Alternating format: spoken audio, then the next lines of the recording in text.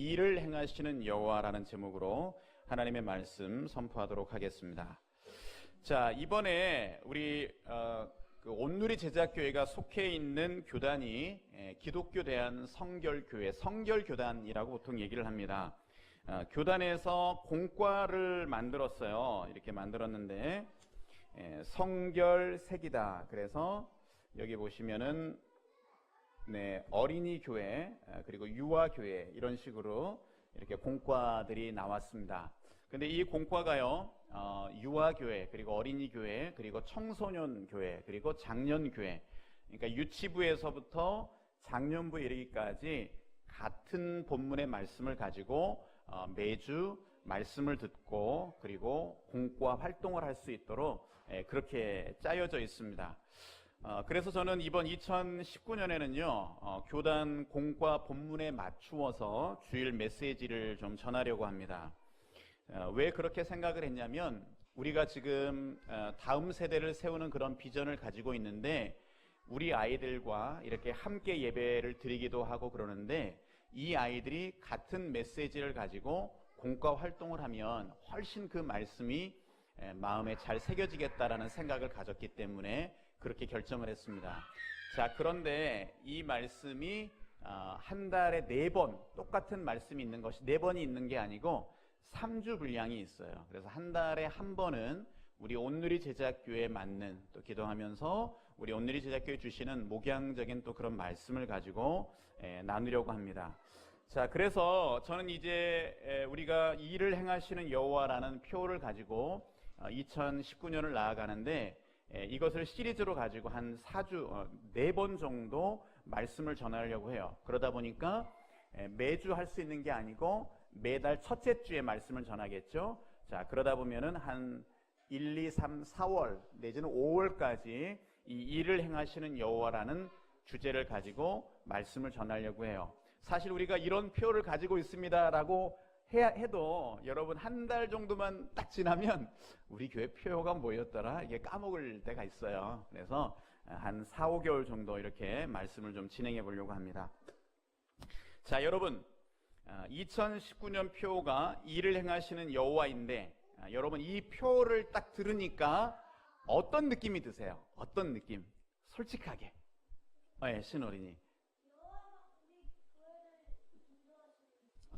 예, 여호와 하나님이 우리 교회를 인도하신다는 느낌. 그랬어요. 예, 잘했습니다. 자, 여러분 한번 마음속으로 답을 해보세요. 이 표를 들으니까 나는 어떤 느낌이 드는지. 막 하나님께서 내 삶 속에 일하실 것 같고 2019년에는 하나님께서 도와주시면 뭔가 일이 잘 풀릴 것 같고 그런 느낌 여러분 드시지 않습니까? 저만 들고 있습니까? 네, 좋습니다. 그래서 여러분 그 말씀 잘 새기시라고 제가 매달 첫 주에 시리즈로 이 말씀 전하도록 하겠습니다. 자, 그래서 오늘은 우리가 먼저 살펴봐야 될 것은 이 말씀을 가지고 총론적인 이야기를 할 텐데 우리 개인에 대해서 한번 좀 생각해 보려고 해요. 개인의 내면과 성품에 일하시는 여호와라는 부분을 한번 살펴보기를 원하고요. 그리고 2월 달에는요, 가정과 자녀들의 일하시는 여호와에 대해서 살펴보기를 원합니다. 그리고 3월 달에는요, 교회에 일하시는 여호와, 이런 제목으로 좀 살펴보기를 원해요. 그리고 마지막 4월에는 이 나라와 민족 가운데 일하시는 여호와에 대해서 살펴보기를 원합니다. 자, 그런데 여러분 우리가 여기서 생각해 봐야 될 것이 있어요. 하나님께서 일하신다라는 거, 그것은요, 내가 무언가를 계획하고 시행할 때 하나님이 그 일을 이루시도록 우리를 도와주시는 어떤 이인자의 역할을 하신다, 이런 의미가 사실은 아니에요. 하나님께서 일하신다라는 거는요, 하나님께서 계획하고 목적하신 그 일을 이루시고 성취하신다라는 의미입니다. 자, 그러면 일을 행한다라는 그 주체가 누구일까요? 그 주체는 바로 따라합시다. 하나님. 예, 하나님이 주체가 되시는 거예요. 자, 다음 말씀을 한번 좀 같이 좀 읽어보실까요? 자, 글씨가 큼지막하게 있는데 다니엘 4장 35절 같이 읽습니다. 시작. 땅의 모든 거민을 없는 것 같이 여기시며 하늘의 군사에게든지 땅의 거민에게든지 그는 자기 뜻대로 행하시나니 누가 그의 손을 금하든지 혹시 이르기를 내가 무엇을 하느냐 할 자가 없도다. 자, 그는 누구예요? 하나님이십니다. 여호와 하나님. 하나님은 누구의 뜻대로 행하신다라고요? 자기의 뜻대로, 하나님의 뜻대로, 우리의 뜻대로 일하시는 것이 아니라 하나님의 뜻대로 일하신다라는 거예요. 한 말씀만 더 봅시다. 시편 33편 10절 11절 같이 읽습니다. 여호와께서 나라들의 계획을 폐하시며 민족들의 사상을 무효하게 하시도다. 여호와의 계획은 영원히 서고 그의 생각은 대대에 이르리로다. 아멘. 자, 누구의 계획이 선다고요? 여호와의 계획, 나의 계획이 아니라는 거예요. 자, 그의 생각, 누구의 생각이에요? 여호와 하나님의 생각이라는 거예요.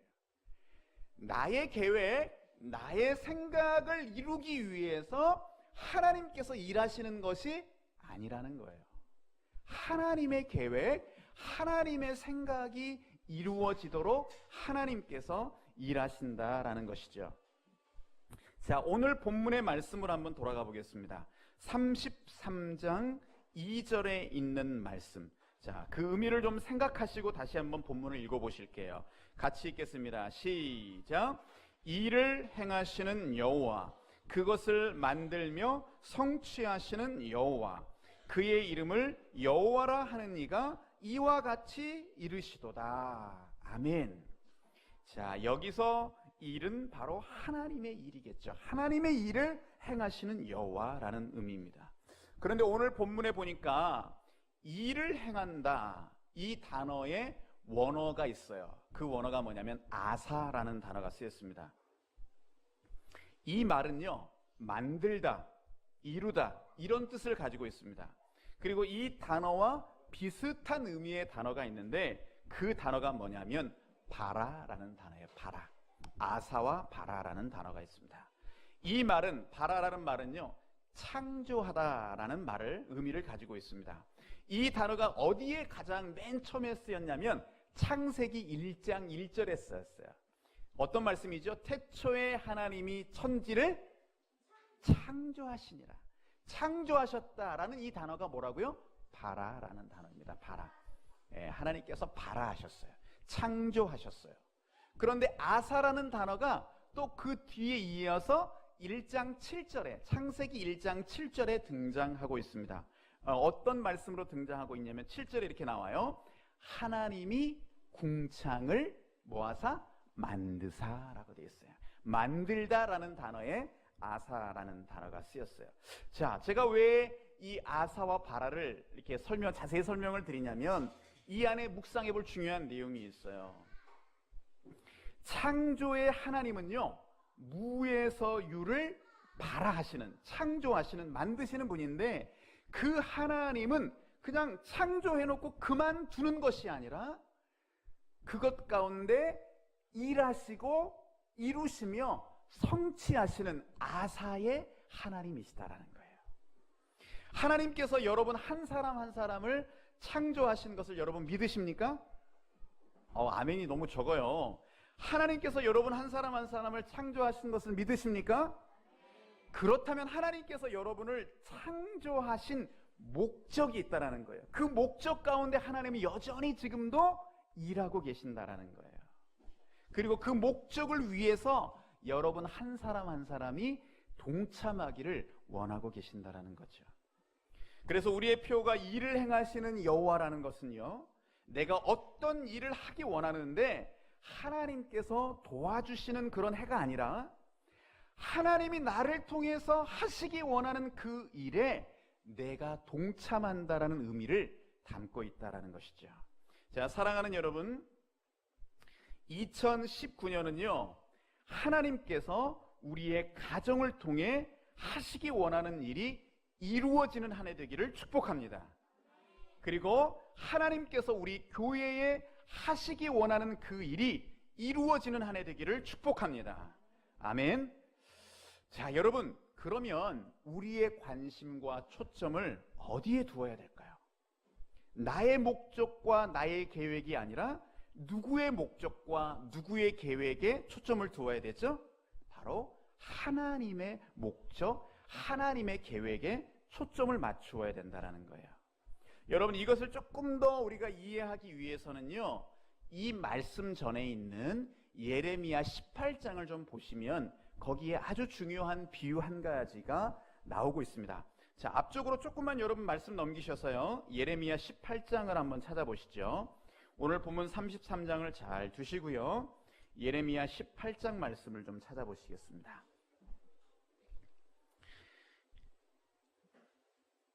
자, 예레미야 18장 앞쪽으로 좀 넘기시면 18장이 나오겠죠. 자,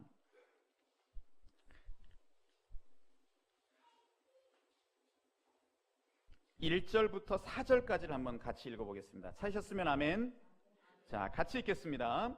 여호와께로부터 예레미야에게 임한 말씀에 이르시되 너는 일어나 토기장이의 집으로 내려가라.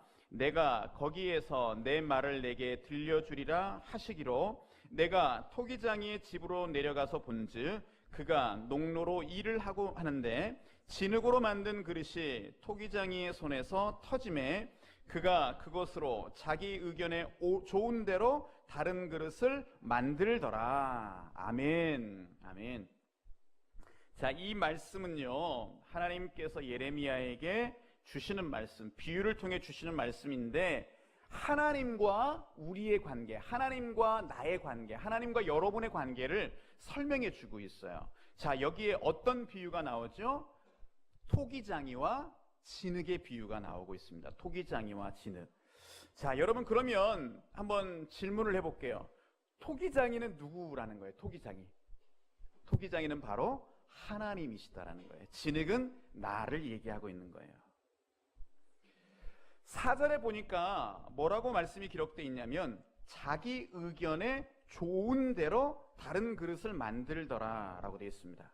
여기서 자기 의견은 누구의 의견을 얘기하고 있는 거죠? 하나님의 의견이에요. 하나님의 생각에 좋은 대로 이 진흙을 빚어가시더라는 거예요.